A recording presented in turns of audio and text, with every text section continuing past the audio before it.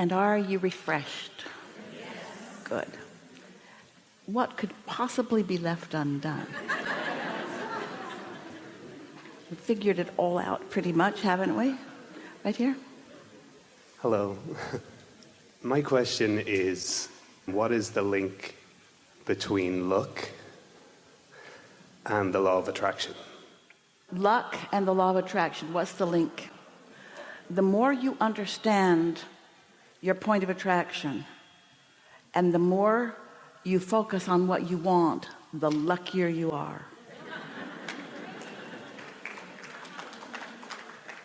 Sometimes people will say, well, I didn't plan on that, it just happened. But while they may not have been focusing upon the specific way, there was a vibrational match, because nothing ever happens that isn't a vibrational match.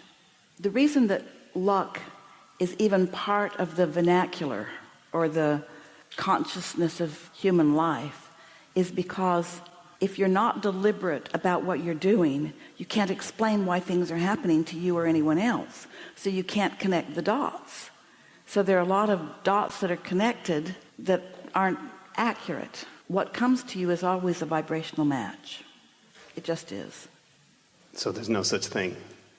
Well, we would not say that there's not such thing as a steady trend of lovely things happening to you, but we wouldn't say it's random. And maybe the word luck doesn't imply random all of the time, but it often does.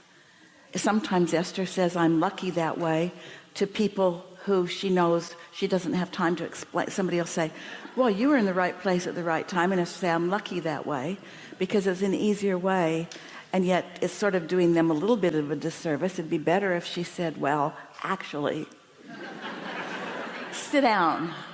Sit down. Good? Excellent. Really good. Thank you. Really good.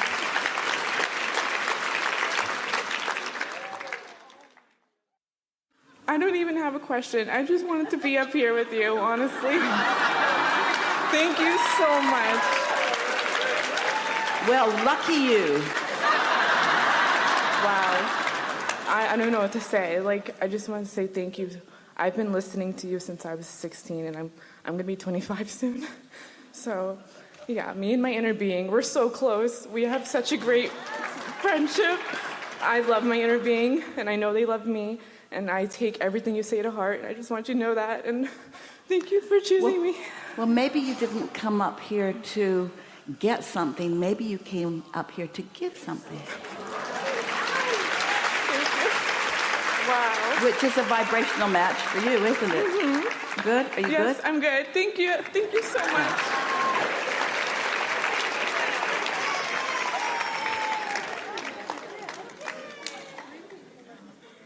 I would like to chew on things I've heard you say, more specifically and deeply on the subject of past lives. But I think, for me, I think of it as like past work. Specifically, I'm an artist. And I heard you say once, do you know what it... We'll hear you. Okay. And then we'll get you. Okay. Go on. So I heard you say once, do you know what it feels like for us when you pick up a book that you wrote in another life? And it hit me so hard. And shortly after that, this was maybe like 3 or 4 years ago, that exact thing happened. It was like the most beautiful day, and I accidentally was really early to work. I got the time wrong, so I got to go to this place I'd always been admiring, and I walked in, and I was so guided, and I found these books by this woman, and it was exactly the way you had described it in that clip I heard. I was just shaking, and so I felt like I had this connection somehow. And when you've talked about the John Adams story. Sam Adams, whatever. And how all three were like, it's me, and how it can be, it's not like a one-for-one specificity. So the work is it continuing for lifetimes? Does it evolve? Are we different sides of the same work? The easiest place to step into this, because it's big, is to acknowledge that you are, each of you, an eternal being. And that because you are eternal, you like the leading edge. And the leading edge is where thoughts turn to things. The leading edge is where the contrast produces the desire, and the focus allows the results, and the results are what you call tangible, real life, see it, hear it, smell it, taste it, touch it, physical manifestation. Everyone who has been physically focused, who is now non-physically focused, is very interested in what's going on here on the leading edge. And there is an absolute continuity among all of that. You don't live one physical life experience. You are non-physical energy expressing yourself.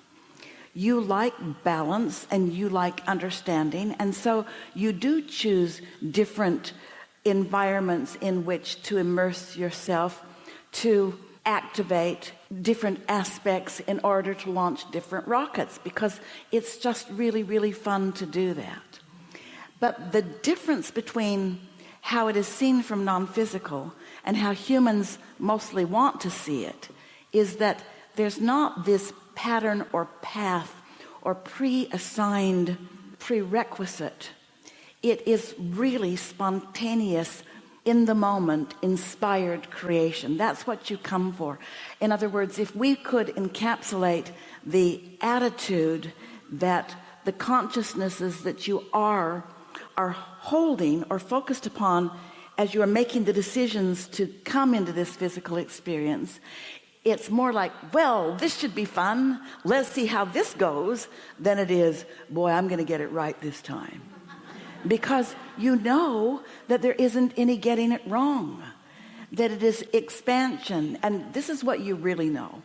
You know that you are love expressing, and that you might in this lifetime connect wholly with that idea, so that it just keeps recycling with you in this physical body. And you also know that you may return to non-physical before you remember that again. But you don't see that as any big problem, because you all know, 100% of you know that 100% of you are going to return to who you really are, and that it was all of value, that it was all of value. And that's why it is so easy to not have regret from the non-physical perspective, because you understand that it is all of value. Sometimes people are appreciative of us because of the clarity and the answers that we offer. But if it were not for the clarity in the questions that you offer, then this would not have been summoned. In other words, we really are all in this together. And the wanted into the stick and the absence of what is wanted into the stick are all part of the experience. And so what's the goal? What's the goal of life? What's the objective? To live.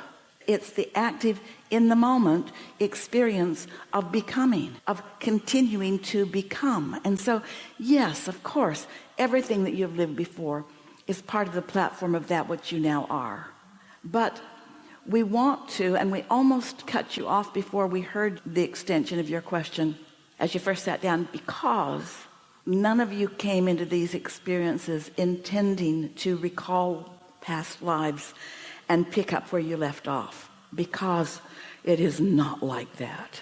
Because you're not climbing the rungs of a ladder. It's not like that. People come up with these ideas, like they come up with the idea of luck, because they can't figure out how life works. And the only reason that people can't figure out how life works is because they're trying to figure it out based upon what they're seeing with humans living, instead of calibrating to the true liver of the life that is them. That's why we spend almost all of our conversation wanting to help you to feel the wholeness of who you are, because it's only in knowing the wholeness of who you are that you can understand what this part of you is about right now.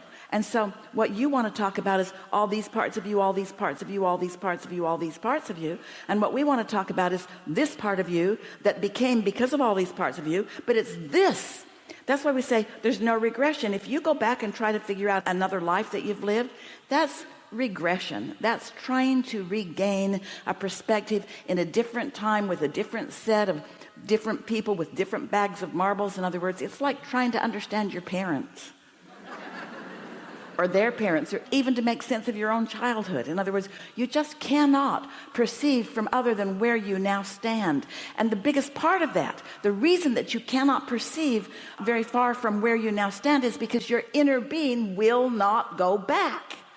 That's the thing that is the biggest difference between human tendencies and non-physical intentions. Your inner being is not looking back, always looking forward to the becoming of what you've already set into motion. Because the path of least resistance is the becoming. It's what's becoming. That's where the flow is. That's what's natural, you see. And so we never talked about past lives with anyone. The story that you are reminding us all of is Jerry and Esther landing in Boston many, many years ago, not long after Esther had begun receiving us. And as they were landing, we offered a very soft thought to Esther, and she was in such a blissful place. She got right hold of that, and the thought was, you're really going to like Boston because you've lived here before. In fact, it was your last place of physicality. And Esther said, guess what, guys? This was Tracy and Jerry, her daughter, and Jerry were with her. This is where I was last physical. And we said, all of you, it's where you were last in physical form. And Esther said, who was I? Who was I? Who was I? Jerry said, who was I? Tracy said, who was I? I said, you'll know. It was 1 o'clock in the morning. They made their way to their hotel. They dumped off their things and went right out to the streets. We said, when you stand before the statue that is you, you will know. We were famous. The statue. So off they went, out into the darkness, standing in front of statues. There's a lot of them in Boston. And when they stood before the statue of Samuel Adams, all of them at the same moment in the same voice said, I was Samuel Adams. And then they looked at each other. What is wrong with you? I was Samuel Adams. And we said, the energy that is now in the three of you was the same energy that was in Samuel Adams. And so we said, we'll show you your favorite place to eat. And so Esther's wearing 6-inch heels, and she's scraping through the cobblestones down this place, down this place, down this place. Jerry said, I don't think we want to be back here in this dark, dark place. And we stopped and said, here it is.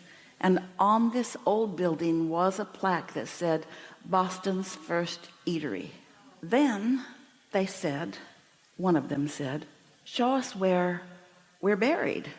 And so the next day on the tour, they got off the double-decker bus, and all the headstones of all the famous people, the ones that have statues, are all up front in this graveyard. And there was the headstone. And we said, not here, back there. So we walked them back and said, here you are. And it was just grass. Made no sense. And Esther said, I never thought I'd say it, but Abraham missed that one. And then they got on the bus again, and the driver said, oh, by the way, they've moved all the headstones up to the front to prevent looting and that sort of thing, and to make it easier for people to see. So, yeah, you can pick up on what you were before, but really, why? Why? You need to justify who you are now by who you were then? Really? You're going to make that connection? If Esther tries too hard to make that connection, they'll put her in the insane asylum. Most of the world does not want to know. Much of the world wants to believe that this is your one chance to get it right. And if you screw it up this time, then it's all over. In other words, most people don't want to know about the continuity of their experience. And we really don't want you to know very much about the continuity of your experience either, for this reason. We want you to focus on where you're going, not where you are. It's the message all day long.